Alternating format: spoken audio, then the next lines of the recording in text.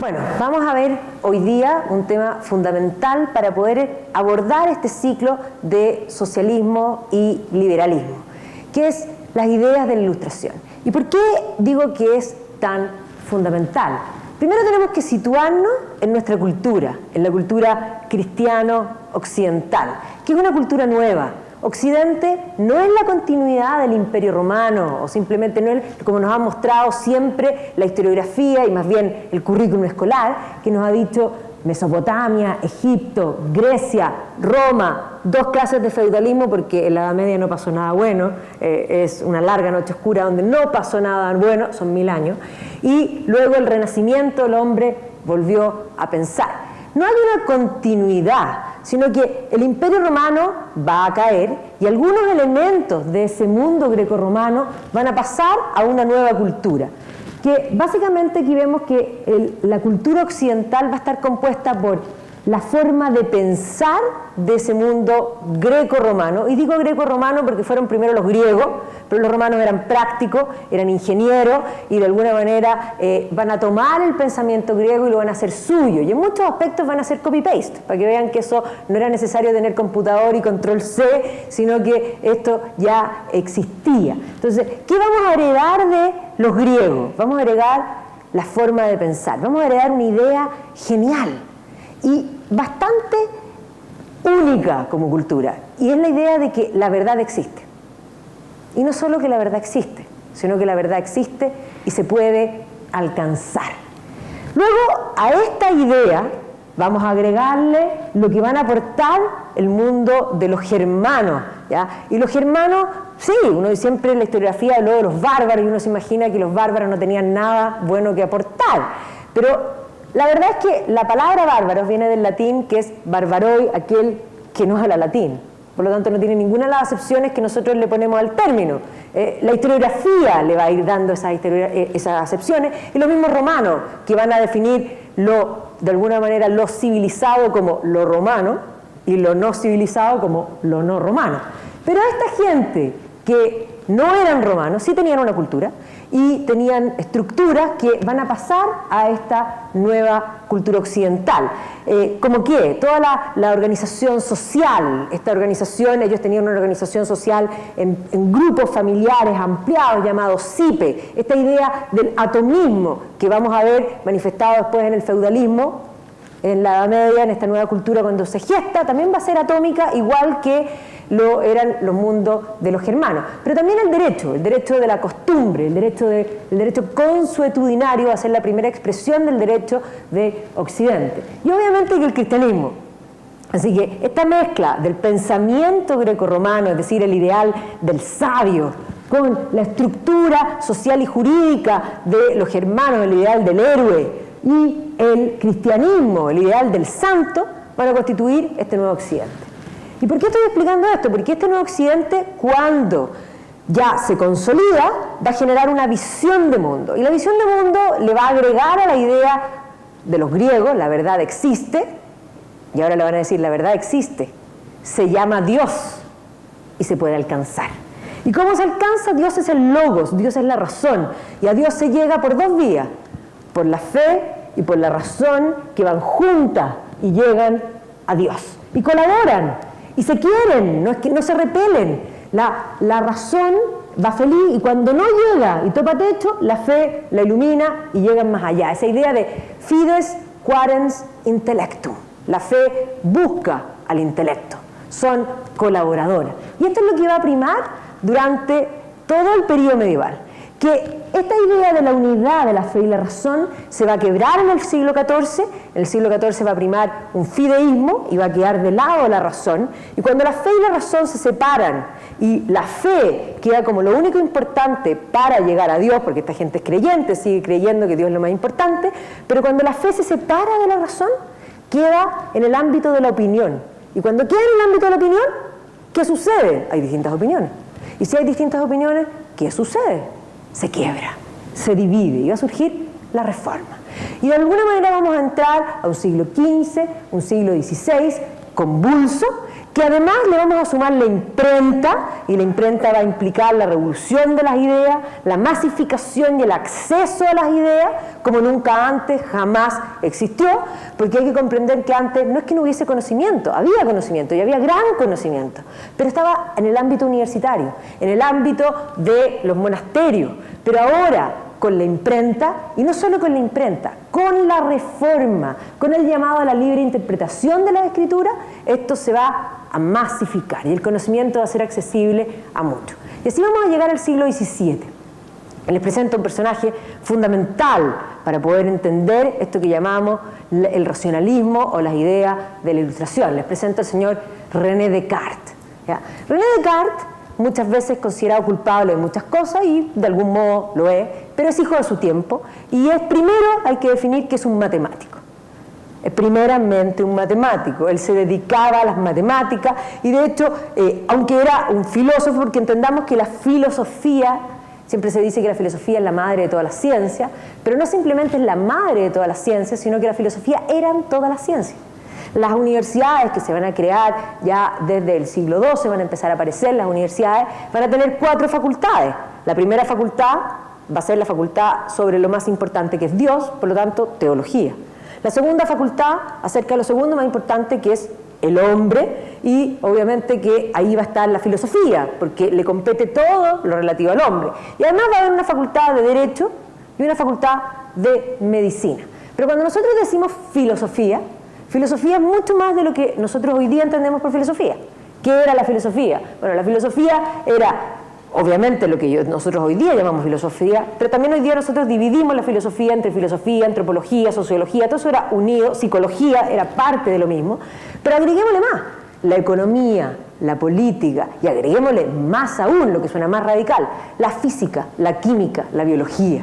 Eran parte de la filosofía. Y por lo tanto, cuando nos encontramos con un René Descartes, que era un matemático, que era un físico, él se definía a sí mismo filósofo.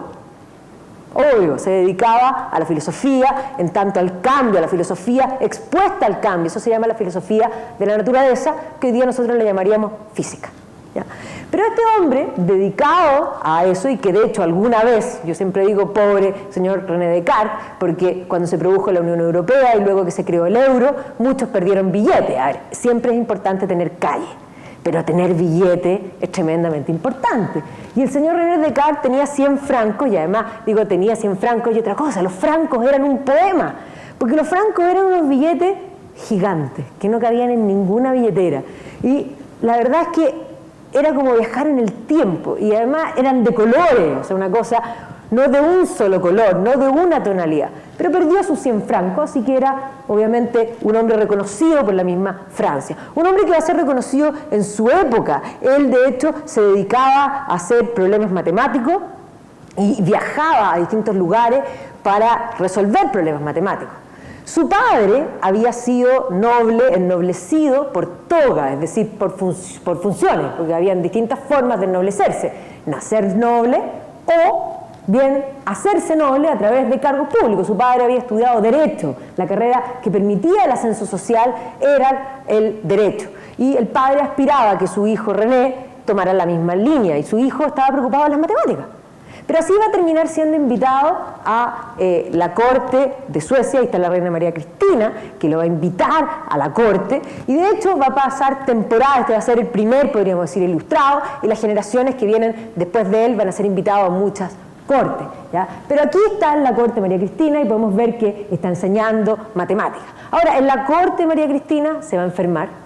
Parece que la calefacción no era tan buena, ¿ya? Y finalmente se va a morir. Pero este hombre que va a escribir la geometría, de hecho es el padre de la geometría analítica, así que cuando los estudiantes se encuentran con los ejes cartesianos, se deben a este hombre. O sea, X, Y, todos los gráficos, toda la construcción de gráficos están sobre los ejes cartesianos de este señor. Por lo tanto, en las matemáticas va a tener un aporte importante. Pero no solo matemática, sino que va a escribir este Principia Philosophae, que de alguna manera también trata de temas matemáticos, pero ya se va a meter en temas que nosotros hoy día definiríamos y trataríamos de separar la parte matemática-ciencia de esta parte filosófica.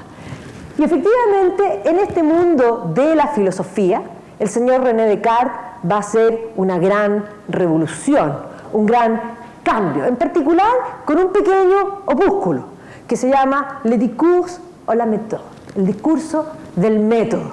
Porque el discurso del método es el primer libro de autoayuda que ha existido en la historia. Pero además es el primer tratado filosófico en idioma vernáculo, no en latín. Este es un filósofo que de pronto sintió que él podía ayudar a la gente y decidió escribir una obra importante filosófica, porque vamos a ver que él va a escribir por una parte las meditaciones metafísicas en latín para el público erudito, y sobre la misma idea va a escribir este pequeño opúsculo que se llama El discurso del método. ¿Para quién? Para todo el público. Y así va a partir, va a decir que este libro es para ayudar a la gente. Él va a decir que el buen sentido es lo que mejor está repartido en el mundo. Pero que si hay diferencia en los resultados de las personas, es porque, no porque carezcan de buen sentido, sino que porque no tienen un método. Y por lo tanto su libro dice al principio, si usted usa este método, yo le aseguro buenos resultados.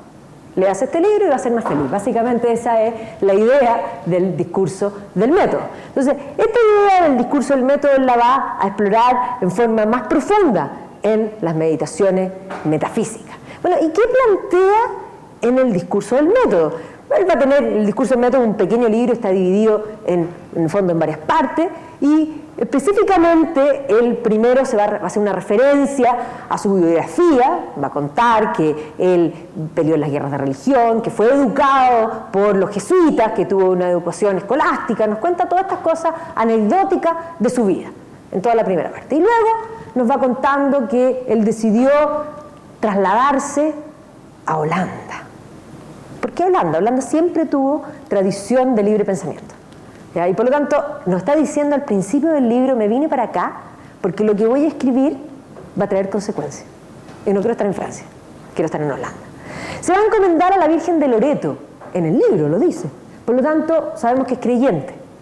Y luego nos explica que se sienta en un escritorio, que pone una vela, porque esto es importante para lo que voy a explicar, y comienza a desarrollar las ideas. Y luego él va a plantear un método, ¿ya?, para seguir, ¿ya?, un método que de alguna manera va a ayudar a diferenciar la verdad del error, porque el buen sentido es lo mejor repartido, pero hay gente que se equivoca porque no lo diferencia. Entonces, este método que él propone es un método que le copia a las matemáticas. Yo dije que él es un matemático.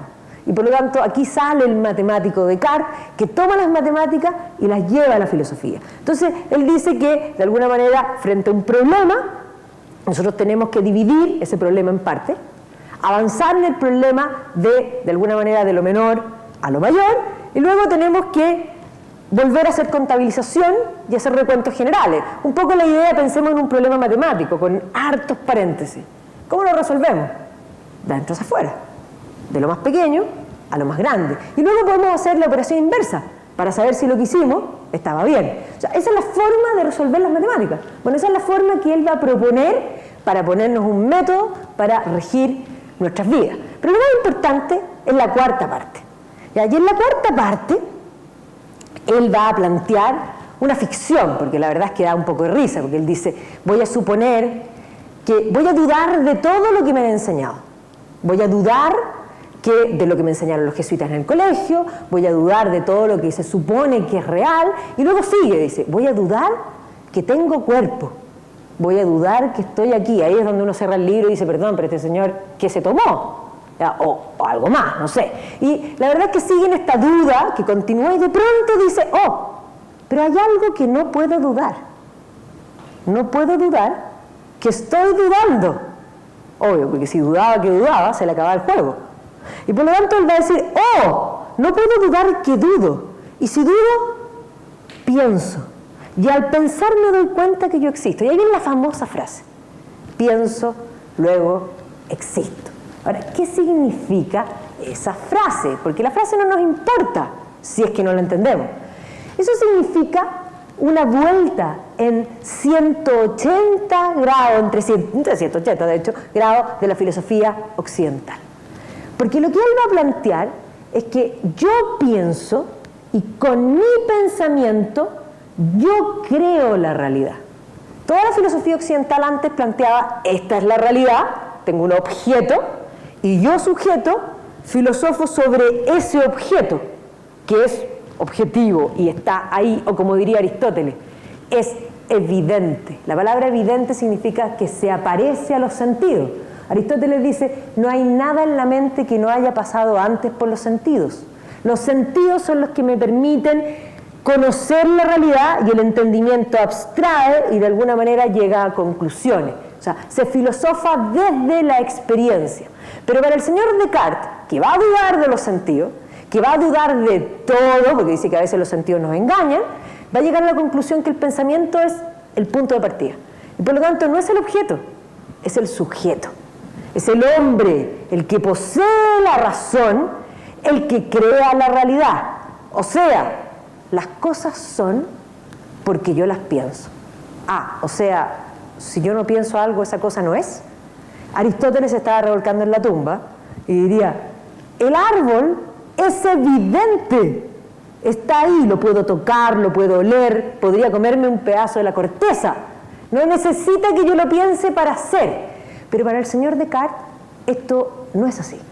Las cosas son porque yo las pienso. Y esto que parece algo menor, no va a ser algo menor, porque esto va a cambiar radicalmente no solo la filosofía, sino que va a cambiar la historia entera. ¿Por qué? Porque ahora el que posee la razón, que es la creadora de la realidad, es el hombre. Aquí va a surgir realmente un antropocentrismo. Yo sé que nos dijeron miles de veces que en el Renacimiento, mentira, la gente del Renacimiento es una época de transición y todavía son teocéntricos. Aquí sí, con el hombre que posee la razón creando el mundo, vamos a tener un antropocentrismo. Pero no es solo Descartes. Les presento a Sir Francis Bacon. Se ve fabuloso, con esos cuellos maravillosos, se ve realmente espléndido. Bueno, Bacon no vive en Francia. Esta gente no tenía WhatsApp y no se ponían de acuerdo, no eran amigos en Facebook. Así que aquí no hubo una confabulación que se pusieron de acuerdo, sino que entendemos que las fuerzas intelectuales que están en el ambiente van permeando a toda la cultura occidental, y por lo tanto en Francia, aunque en Holanda, porque ahí va a escribir, va a aparecer Descartes, pero es un francés, y en Inglaterra, de hecho Francis Bacon va a escribir antes, pero va a tener una influencia un poco después, por eso lo menciono en segundo orden. Y Francis Bacon, que tiene una formación privilegiada, su familia era una familia de intelectuales, su madre era una intelectual, su padre era un intelectual, y de hecho su padre había llegado a ser el guardián del sello de la reina Isabel I, o sea, familia bien codeada. Por lo tanto, Francis Bacon va a tener una magnífica educación. Su hermano era también, Anthony Bacon, era un intelectual connotado, que era alumno de la Universidad de Cambridge, y por lo tanto Francis también va a pasar por la Universidad de Cambridge. Va a abandonar después los estudios, se va a dedicar a viajar y luego va a volver y va a terminar sus estudios. Y una vez que termina los estudios, va a incursionar en política e incluso va a llegar a ser canciller de Inglaterra. Así que la verdad es que este hombre es un ilustrado. No falta aquel cuento que dice que era tan importante, que algunos dicen que era hijo de Isabel I, lo cual la verdad es que no hay ninguna prueba al respecto. Pero sí era un hombre bien conectado, un hombre intelectual, que de hecho va a salir del gobierno porque van a haber una acusación como de corrupción en su contra.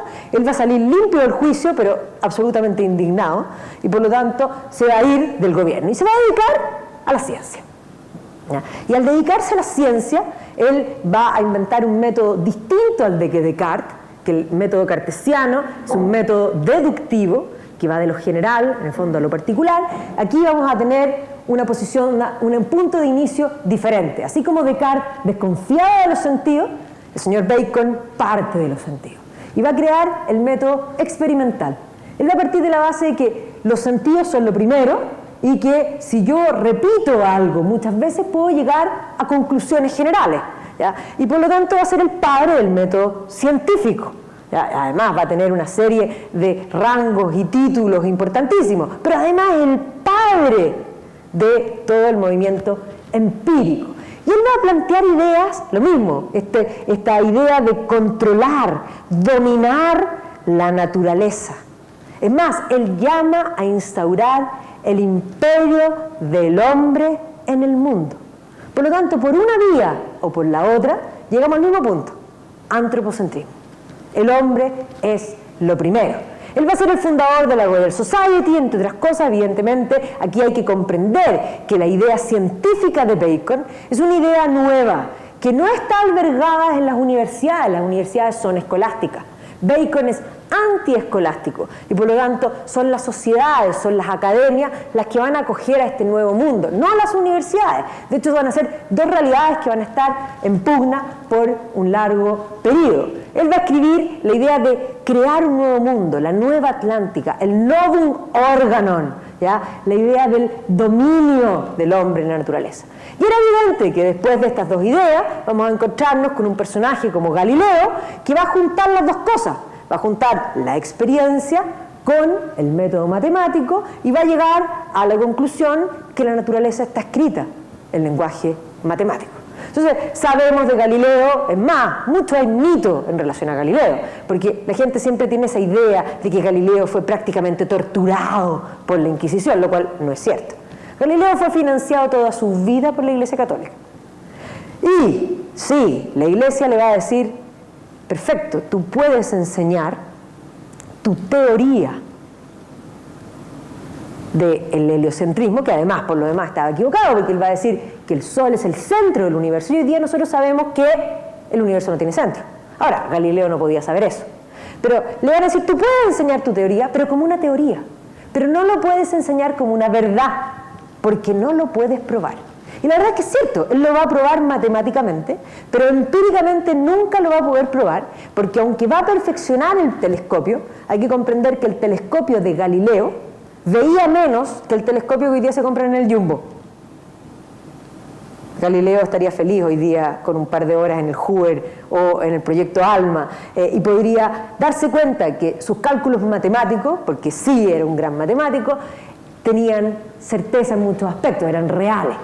Entonces, efectivamente Galileo junta los dos mundos, y por eso es la importancia de Galileo, más allá del tema de la asignación de la pugna ciencia y fe. El mito de Galileo va a surgir principalmente en el siglo XIX, cuando efectivamente va a haber un rechazo con la Iglesia establecida y se va a intentar construir este mito ciencia y fe, y aparece esta historia de Galileo con una nueva mirada. Entonces, Galileo toma a Copérnico y lo lleva a otra dimensión. Ahí vemos a Galileo trabajando con los cardenales también eran científicos, porque ciencia y fe no estaban separadas.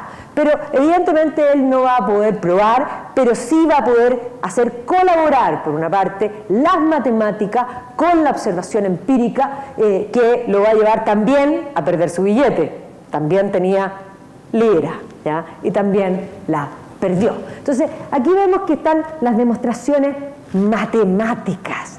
La matemática entra. Y evidentemente que en esta misma línea nos vamos a encontrar con Isaac Newton. Si hoy día estuviera Isaac Newton acá y le preguntáramos: profesor Newton, ¿usted qué es? Él diría que él es un filósofo.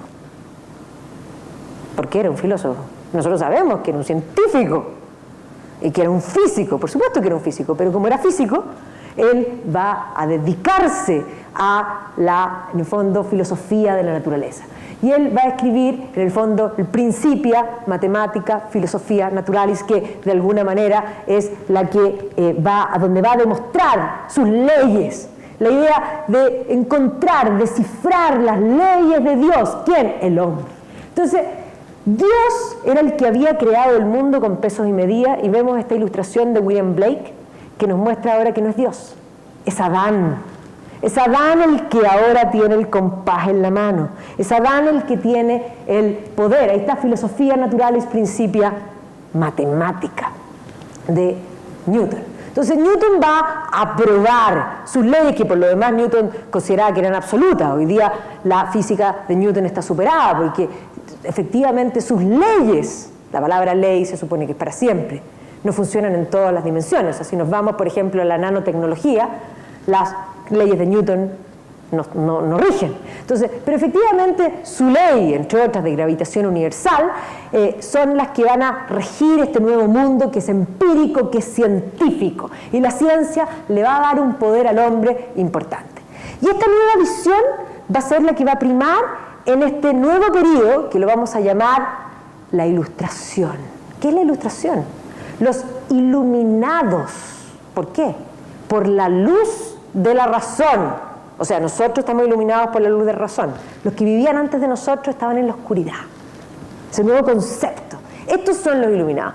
Y obviamente que como iluminados, como racionales, van a tratar de seguir el camino de Bacon, establecer el imperio del hombre en el mundo, dominar, controlar la naturaleza. ¿Cómo? Replicándolo en el laboratorio. Y vamos a ver que van a empezar a hacer viajes, por ejemplo, científicos. Pensemos y hagamos una comparación entre el viaje de Cristóbal Colón, que sí, fue un viaje de exploración a lo desconocido, buscaba muchas cosas, entre otras cosas, buscaba el paraíso terrenal también.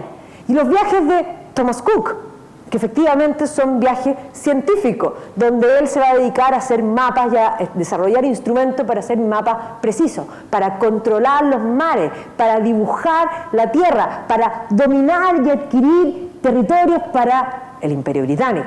Entonces, evidentemente que en este periodo esta gente va a empezar a viajar, a ordenar y a tratar de controlar el universo. Y en ese contexto nos encontramos con la invención de los meridianos.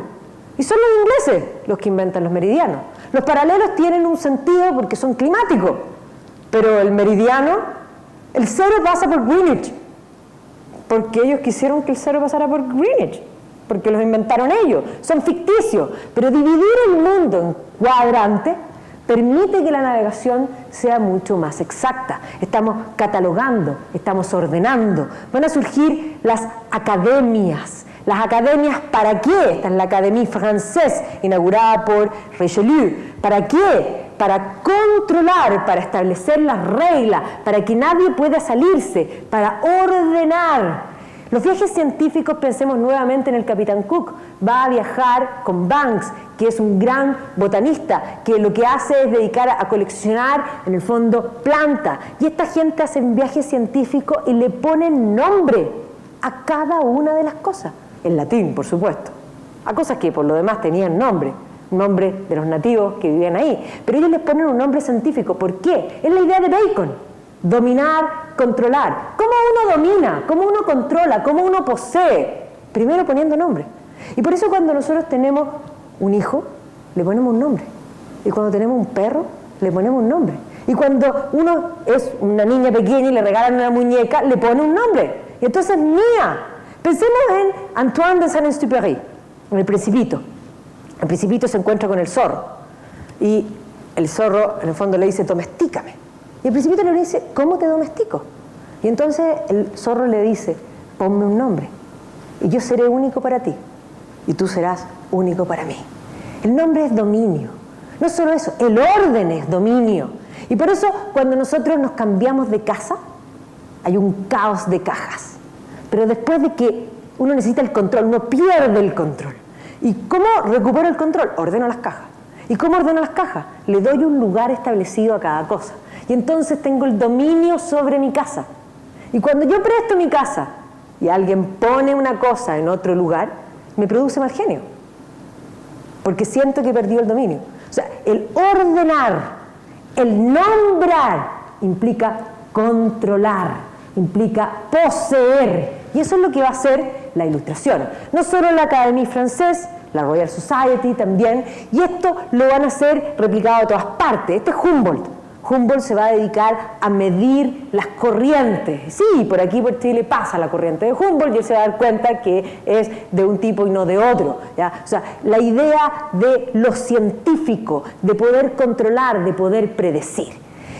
Y estas ideas del antropocentrismo que van a emanar de esta nueva Ilustración se van a ver reflejadas en todos los aspectos. Entonces, en el ámbito religioso va a aparecer lo que se va a denominar deísmo.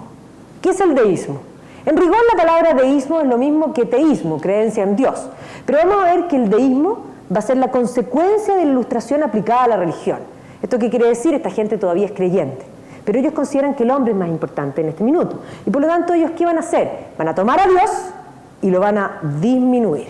¿Qué era Dios? Tradicionalmente Dios era el creador, sí, omnipotente, omnipresente, o sea, todopoderoso, presente en todas partes y al mismo tiempo, fuera del tiempo, pero además providente.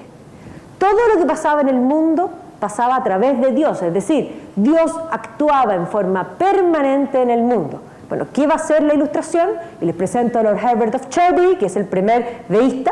Va a ser el primero en plantear que sí, Dios creó el mundo, pero después se fue, se cansó, se fue a un spa a relajarse y tomar sol. Y el mundo funciona solo.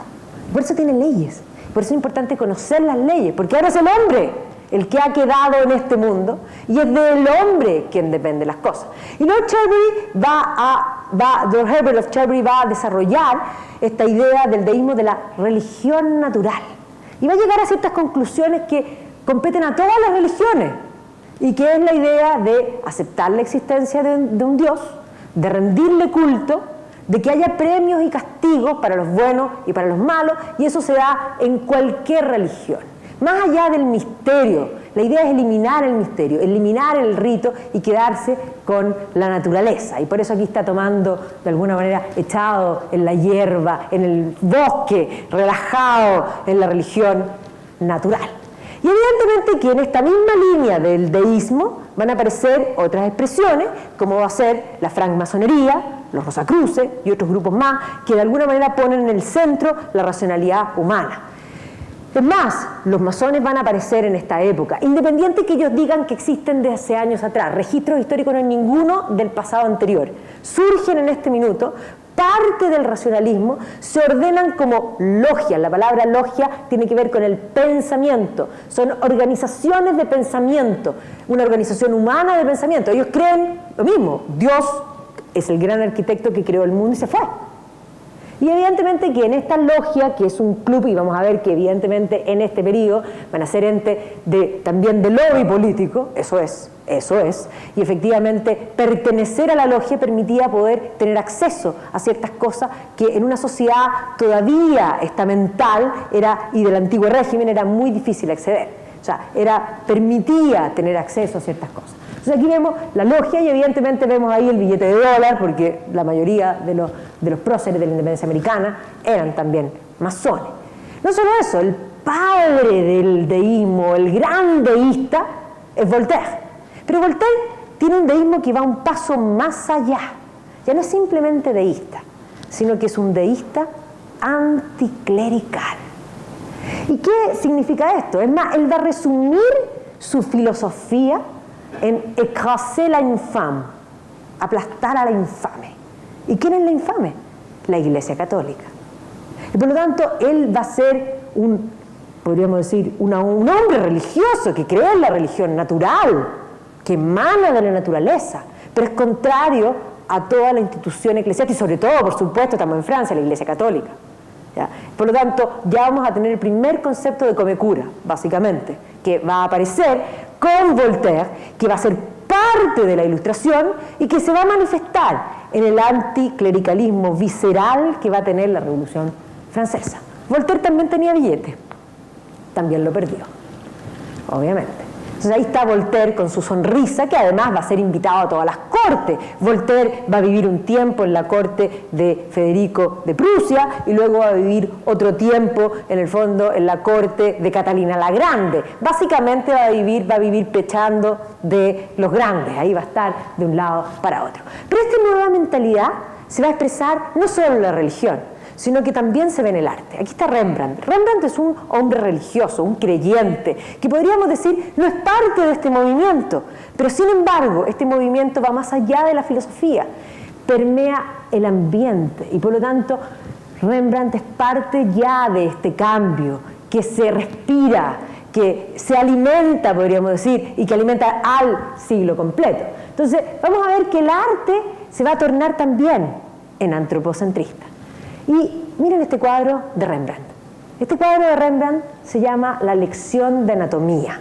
A ver, ¿cuándo en el arte occidental Yo sé que nos dijeron en el colegio que el antropocentrismo surgía en el Renacimiento. ¿Y qué cuadros tenemos en el Renacimiento?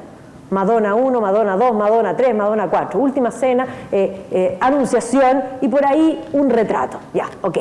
Pero si vamos a la proporción, el 95% o 98% de los cuadros son religiosos. Pero aquí, ¿qué es esto? Esto es algo que antes jamás habría merecido ser pintado. ¿Qué tenemos? Tenemos al doctor que está con sus discípulos abriendo a un muerto. Pero ahora, sí, porque ahora todo lo que hace el hombre merece ser pintado, porque el hombre es lo primero. Aquí también estamos en Rembrandt. ¿Cómo se llama este cuadro? Este cuadro se llama El ministro menonita Cornelius Cairns Anslow en conversación con su mujer. A ver, ¿qué es esto? Esto es como entrar a tu casa. Esto es mostrar la intimidad del ser humano. Esto es equivalente a lo que llamaríamos una instantánea en fotografía cuando no era instantáneo, porque esto es un cuadro. O sea, esto es deliberado, más encima. Es mostrar la intimidad. Miren esto. Una naturaleza muerta, y no cualquiera, esto es una vaca, esto está en el Louvre. Y esto es Rembrandt. Miren esto, ¿quién es ella? Ella es Heinrike, que se baña en el río. ¿Y quién es ella? Ella es una dama importante que ha contratado al pintor para que la pinte. No, ella probablemente es una campesina, que nadie jamás, nunca la habría pintado, pero ahora Rembrandt la pinta.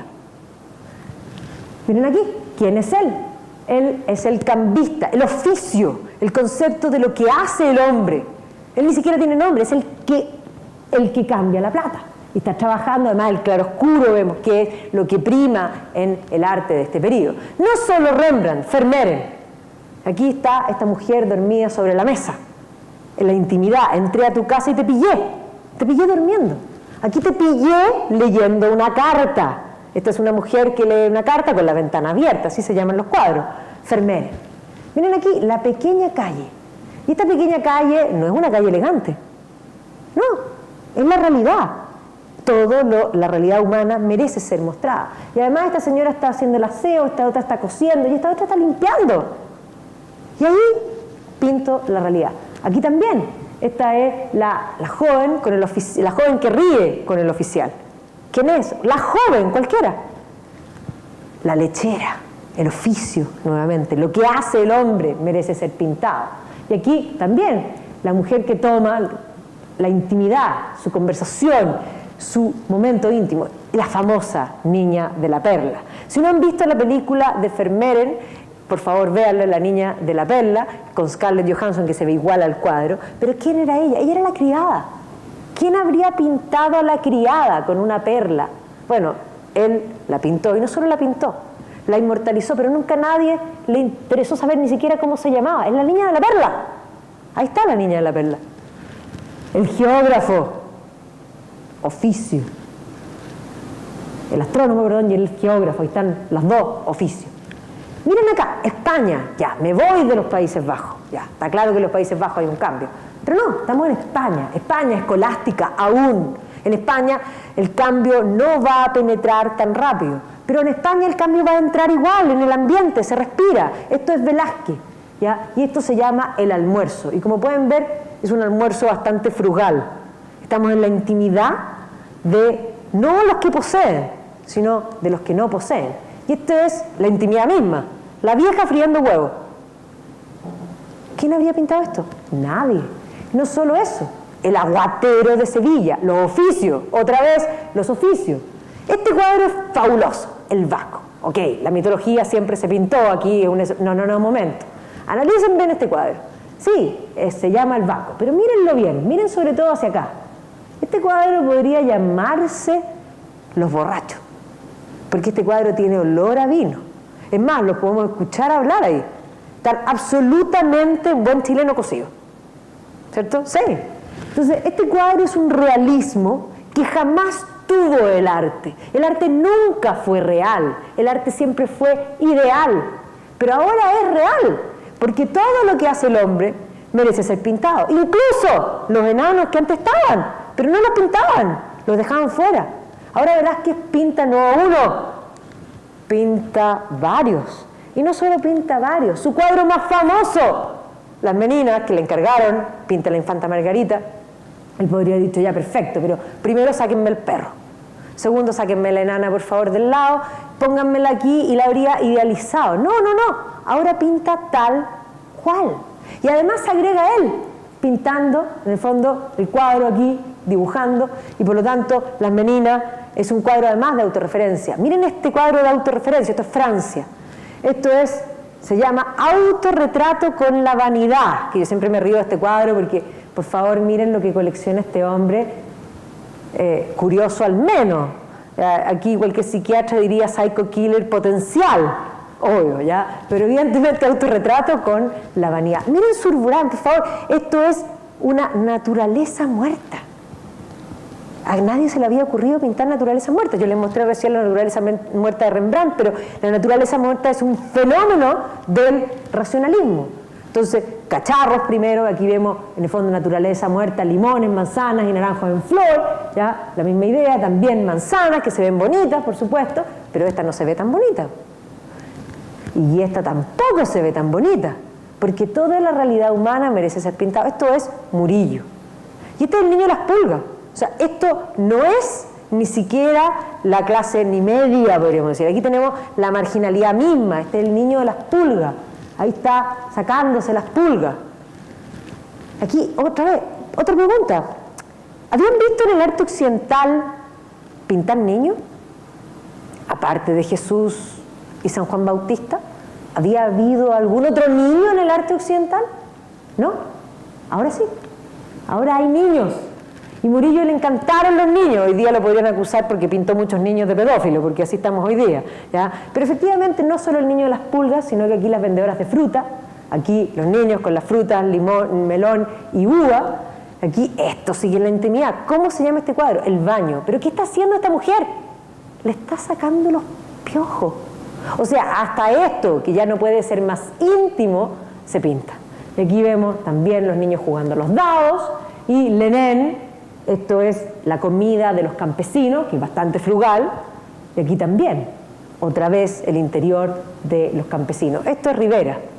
Y esto se llama el sentido del gusto, pero por favor, este hombre no es que comió, ya no le cabe nada más. En cualquier minuto se le va a soltar el botón de esa guata, digámoslo así. Y es más, yo sé que uno dice estoy satisfecho, pero este no está satisfecho, este está como los sacos, este está lleno. Definitivamente este hombre está lleno. Pero es la realidad, o sea, la actitud. Esto no es simplemente alguien comiendo, es alguien que tiene la actitud. Esto es, en el fondo, la avaricia y es la cambista.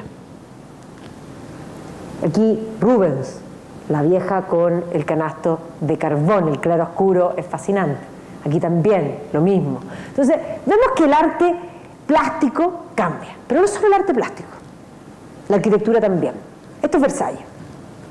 Y Versalles es una nueva visión, esta nueva visión del racionalismo, donde el hombre está primero, se va a plasmar en este proyecto primero de Luis XIII, que va a ser culminado por Luis XIV. ¿Y qué vemos aquí? Vemos que hay simetría, las matemáticas, simétrico, pero ¿qué está en el centro? La estatua ecuestre del rey. ¿Y qué está detrás de la estatua ecuestre del rey? Al fondo, la habitación del rey. ¿Quién está en el centro? El rey. Y la capilla se va a construir 50 años después y en un costado. Cambió la mentalidad. El hombre es lo primero. Dios es lo segundo. Esta gente todavía es creyente. Y el mundo es lo tercero. Ojo, que hoy día esto también volvió a cambiar, porque hoy día nosotros tenemos que el mundo es lo primero, el hombre es lo segundo, y Dios desapareció. Entonces, efectivamente, es el pensamiento el que rige todo. Entonces, aquí vemos Versalles, la idea de la simetría que incluso se da en el interior. El Salón de los Espejos tiene espejo para dar simetría con el patio. O sea, todo está pensado matemáticamente, puerta, puerta, puerta. Los pilares en el fondo son todos iguales, lo mismo aquí. Ventana, ventana, pilar, pilar, ventana. Y al otro lado tenemos exactamente lo mismo. Y eso no solo en la fachada completa del palacio, así era el proyecto inicial, que era totalmente simétrico porque además no tenía capilla. Pero como les dije, la capilla se hizo 50 años después y eso rompió la simetría. Pero era como, ¿cómo? ¿No le van a hacer capilla al palacio? Probablemente no querían hacerle capilla al palacio, pero había que hacerle capilla al palacio y por lo tanto el proyecto inicial, que era absolutamente simétrico, va a perder parte de su simetría. Y esta simetría se va a ver no solamente en el Palacio de Versalles, sino en todas las construcciones que se van a dar en este periodo. El interior de la capilla es barroca, que es lo que va a primar en el periodo, en el aspecto religioso. Y la simetría no solo se va a ver en la construcción del palacio mismo, sino que en los jardines también. Este es el concepto del jardín francés. Otra vez, dominar, controlar la naturaleza, dominar incluso cómo crecen los árboles, cortarlos a todos iguales, a voluntad. Es el hombre el que domina, es el hombre el dueño, podríamos decir aquí. Entonces, esta es la vista de Versalles hacia los jardines y esta es la vista de, en el fondo, la fuente de Neptuno hacia el Palacio de Versalles. Y esto lo vemos no solo en Versalles, sino que en toda la arquitectura racionalista. ¿Y qué es más claro como arquitectura racionalista que San Petersburgo? Pedro el Grande ha decidido que quiere ser Europa. Rusia no es Europa, pero Pedro el Grande decidió que quería ser Europa. ¿Y qué hizo? Contrató a todos los arquitectos racionalistas de Europa y construyó una ciudad planificada de cero, fachada continua, y tenemos el Hermitage, que también tiene simetría y que evidentemente tiene ese touch ruso que es el color. O sea, los rusos solo se atreven a pintar un palacio de turquesa con dorado. ¿Ya? Esto es, en el fondo, Sarkozy Seló, que es el palacio de verano de los zares. Y ahí está el palacio de invierno, que es hoy día parte del complejo del llamado Hermitage. Y la plaza, también simétrico, la simetría completa. Esta es una ciudad que es planificada enteramente racionalista. Pensemos una cosa, nuestra Alameda de las Delicias era también de fachada continua. Todavía quedan algunos vestigios y aquellos que tienen imaginación pueden completar la fachada. Pero ahora tenemos un palacio que abajo tiene un boliche que se llama 18 y al lado botaron el siguiente y hay un edificio en los años 70 y cuesta imaginarse. Pero mirando San Petersburgo, en una dimensión, por supuesto, en pequeño, porque Chile todo es pequeño y por eso nosotros hablamos en diminutivo, tal vez porque estamos llenos de cerros, nuestra Alameda de las Delicias debe haber sido deliciosa. Ya no, evidentemente. Ahora es un pupurrí, como muchas cosas en nuestro país. Pero esta idea simétrica incluso se va a mantener en el tiempo. Aquí tenemos Trocadero, que se construye mucho después, pero es la idea de la simetría. Y esta idea del hombre primero también se va a manifestar en la política. Va a surgir la política moderna. ¿Qué es la política moderna? Siempre cuando estábamos en el colegio nos dicen la política moderna, Maquiavelo. Mentira. Maquiavelo no es política moderna. Maquiavelo simplemente constata lo que es la política. Maquiavelo va a constatar que muchas veces la política y la moral, para tener un buen político, deben separarse. Y la verdad es que eso ha estado en la historia, porque hay maquiavélicos, maquiavélico, el fin justifica los medios, antes que Maquiavelo escribiera y posterior a que Maquiavelo escribiese. Por lo tanto, Maquiavelo simplemente constata una realidad de la política. Y por eso es difícil ser político, porque las personas que tienen convicciones y que quieren luchar por sus convicciones suelen no ser buenos políticos, porque no están dispuestos a dejar sus convicciones de lado, no están dispuestos a transar. Y una de las habilidades de un político es poder transar. Y por lo tanto es complejo el ser político. Y eso es lo que plantea Maquiavelo en El Príncipe. Y dice que un buen príncipe va a plantear o se va a regir por el fin justifica los medios y muchas veces va a dejar la moral de lado. Y es más, su ejemplo es César Borgia, que santo no era. Pero hábil, sí. Bueno, pero la política moderna no surge ahí. ¿Cuándo hay política moderna? Para que haya política moderna, tiene que haber una idea esencial que es la idea de soberanía popular. ¿Y cuándo hay idea de soberanía popular? Cuando el hombre cree que el hombre es lo primero. Porque antes en política se preguntaban quién es el soberano, y quién era el soberano, Dios. En todos los aspectos uno miraba, Dios era el primero, Dios entregaba el poder al rey directamente, o Dios entregaba el poder al pueblo y a su vez el pueblo lo entregaba a un soberano. Pero ahora, con la idea de la soberanía popular, es el pueblo el que tiene el poder. El primer pensador que va a plantear la idea de la soberanía popular va a ser Hobbes. Todos estos pensadores llamados pactistas van a tener cosas en común, pero son todos distintos. ¿Qué tienen en común? Todos creen en la soberanía popular. Todos creen que hay un Estado presocial, que hay un pacto y que luego se establece una sociedad. Ahora, eso es lo que tienen en común. Las diferencias son cómo es el Estado presocial y las razones para el pacto. Pero, de alguna manera, todos tienen algo en común y son distintos. El primero es Hobbes.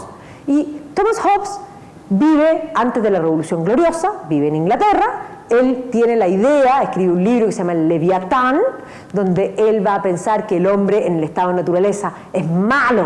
El hombre es un lobo para el hombre. El hombre pelea. En el estado de naturaleza los hombres desean las cosas que tienen los otros hombres y se las quieren quitar. Es imposible vivir en el estado de naturaleza.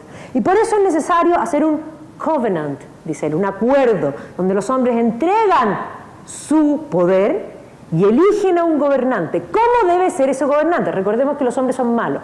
El gobernante debe ser grande, debe ser como un monstruo. El Leviatán es un monstruo acuático. Y en la portada del libro, la primera edición, tiene el poder, el báculo, y tiene un látigo. ¿Por qué tiene un látigo? Porque tiene que poder castigar a los hombres, porque los hombres son malos. Si no, no se puede vivir. Él es monárquico, porque evidentemente si quiere concentrar el poder, él cree en la monarquía. Y él va a terminar yéndose de Inglaterra después de la Revolución Gloriosa. Le presento a John Locke. John Locke también es inglés. Y a diferencia del señor Hobbes, él cree que en el estado de naturaleza el hombre es bueno. Al momento, si el hombre es bueno, ¿para qué queremos un pacto? Si el pacto era porque los hombres eran malos y peleaban entre ellos. No. El hombre es bueno, pero el hombre posee derechos. Derechos inalienables, derechos anteriores al pacto. ¿Y cuáles son estos derechos? El derecho a la vida, el derecho a la propiedad y el derecho a la libertad. Y estos derechos son sagrados. Nadie, jamás, nunca puede pasarlos a llevar. Y para que nadie los pase a llevar, vamos a hacer un pacto. Y vamos a elegir un gobernante que, ojo, ¿cómo debe ser el gobernante? Pequeño. ¿Y por qué debe ser pequeño? Porque si el gobierno fuera grande, podría pasar a llevar los derechos. Entonces el gobierno va a ser pequeño, porque en la concepción del señor Locke, el individuo, que es el poseedor de los derechos, es más importante que el Estado.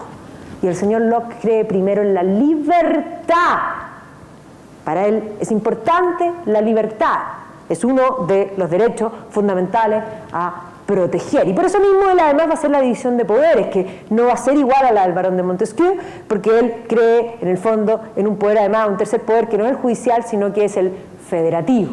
El barón de Montesquieu va a tomar esta idea de la separación de poderes y va a escribir en su espíritu de las leyes esta idea de que es la ley la que ordena esta división, y por lo tanto el primer poder es el legislativo, que hace la ley.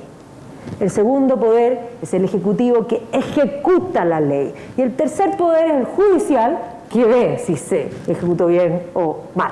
¿Ya? Entonces, de alguna manera, Montesquieu va a seguir esa línea. Y les presento el tercer pactista, el señor Jean-Jacques Rousseau, suizo, pero vive en Francia, es parte de la Ilustración francesa.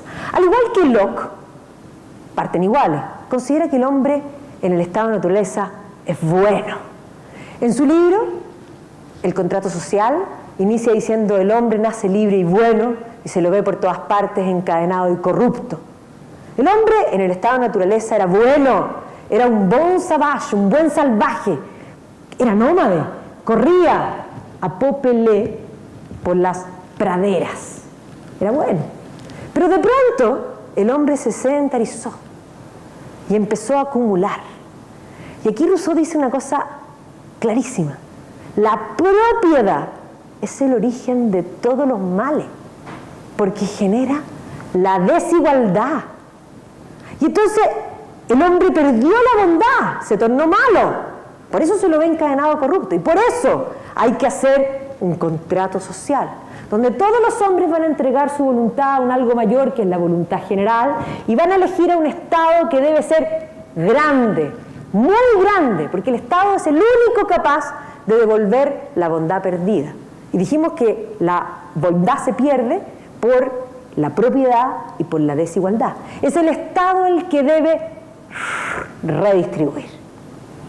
Entonces, vamos a ver aquí que para el señor Jean-Jacques Rousseau, el Estado es más importante que el individuo, y la igualdad es más importante que la libertad. Y ojo, esto es el debate político desde aquí hasta hoy. O sea, aquí en política chilena podríamos decir que en el ámbito lockeano nos encontraríamos con Axel Kaiser y en el ámbito rusoniano nos encontraríamos con Fernando Atria, básicamente. ¿Ya? Y lo podemos llamar de otra manera, si lo queremos llamar internacionalmente, ¿no es cierto? Podría ser Piketty aquí, por lo menos. En fin. Entonces, Rousseau no solo va a escribir en política, sino que además va a incursionar en educación. Y el Rousseau en educación básicamente plantea lo mismo. El niño es bueno. El hombre es bueno, la sociedad lo corrompe. El niño es bueno, pero hay que dejarlo libre, porque la sociedad lo corrompe. Y por lo tanto, el niño tiene que sacar lo que está en su interior. Y va a surgir toda la corriente de educación progresista, que va a partir con Rousseau, que va a seguir con Jean Piaget y que va a llegar hasta nuestros días, que es el gran debate de educación entre los tradicionalistas y los progresistas. Así que el señor Rousseau es parte de los debates actuales en todos los ámbitos en que lo planteemos. Entonces, este nuevo mundo de la Ilustración va a ser un nuevo compendio del saber. Pensemos en el mundo escolástico medieval, que creía que Dios era lo primero, el hombre era lo segundo, el mundo era lo tercero, y que llegaba a Dios por la fe y la razón. También va a ser su compendio. Y este compendio lo va a hacer Santo Tomás de Aquino, y se llama la Suma Teológica. Y la Suma Teológica está ordenada jerárquicamente. Todos los primeros libros son acerca de lo más importante, Dios. Los libros del centro son acerca de lo segundo más importante, el hombre. Y los libros terceros son acerca de lo tercero más importante, el mundo. Bueno, el nuevo compendio se llama la enciclopedia. Y la enciclopedia no va a estar ordenada jerárquicamente, porque todo lo que hace el hombre merece tener un lugar. Y por lo tanto, para que nadie se enoje, va a estar ordenada alfabéticamente. Y Dios va a quedar en la D, en castellano, y en la G en inglés, y así en todas partes. ¿Ya? Entonces, esto no es personal, porque cuando queremos que la gente no se enoje, uno siempre los ordena por abecedario. Porque si uno no los ordena por abecedario, la gente asume que el orden es jerárquico. Y si el orden es jerárquico, la gente empieza, ¿por qué él está primero que yo? Pero si lo ordena en alfabético, nadie se enoja. Entonces, como ya entramos en el mundo donde queremos que nadie se enoja y ahora estamos en el mundo que nadie se ofenda, es un mundo tremendamente complejo. Entonces, efectivamente, la enciclopedia es el nuevo saber. Y este es el mundo que va a quedar de alguna manera abierto y que va a llevar al mundo a la Revolución Francesa. La Revolución Francesa va a ser la expresión de todas estas ideas de la Ilustración llevada a la práctica. Son las ideas de la razón, por supuesto, son las ideas del deísmo anticlerical que se van a llevar en acción. Y es más, la idea de la razón va a llevar a lo irracional. Y vamos a terminar con un Robespierre, por ejemplo, diciendo que a los amigos de la razón o a los amigos de la revolución se los gobierna con la razón y que a los enemigos de la revolución se los gobierna con el terror. Ya los jacobinos van a cometer el gran problema de la sociedad de aquí en adelante, del mundo moderno, que va a ser catalogar a los amigos y a los enemigos con una definición nueva: pueblo. ¿Quién es el pueblo? Para los jacobinos, los amigos de la revolución, esos son pueblos. Y los no amigos, no, esos no son pueblos. Entonces, el pueblo no son todos, son algunos. Y esa definición jacobina de pueblo, que Saint-Just va a decir que, es más, cuando la revolución ya está desatada, porque además hay que decir una cosa, la revolución, uno dice, mataron a los aristócratas. Aristócratas murieron, pero no mucho. ¿Quiénes más murieron? Los que más murieron en la revolución son artesanos, campesinos y cura, clero, principalmente clero, es un movimiento netamente anticlerical. No va a quedar iglesia parada. Es un movimiento totalmente anticlerical y irracional. Y entonces Saint-Just va a decir, el problema es que no hemos matado suficiente gente. Hay que renovar la raza humana desde la sangre. Y esos son los jacobinos. Y la lección jacobina se aprendió bien. Porque vamos a ver que la Revolución Rusa va a ser muy jacobina también. Y así suma y sigue. Y por lo tanto, el mundo moderno, estas ideas son las que van a abrir a un nuevo mundo. Y estas ideas, que lo vamos a ver en la próxima clase, se van a fundir con todo el pensamiento, podríamos decir, de la ciencia, la aplicación, van a llevar al mundo a la revolución industrial. Y los cambios de la revolución industrial van a llevar a un planteamiento de ideas distintas que van a hacer surgir dos fuerzas que siguen peleando hasta el día de hoy. Así que los espero en la próxima clase, que vamos a hablar de la revolución industrial. Muchas gracias.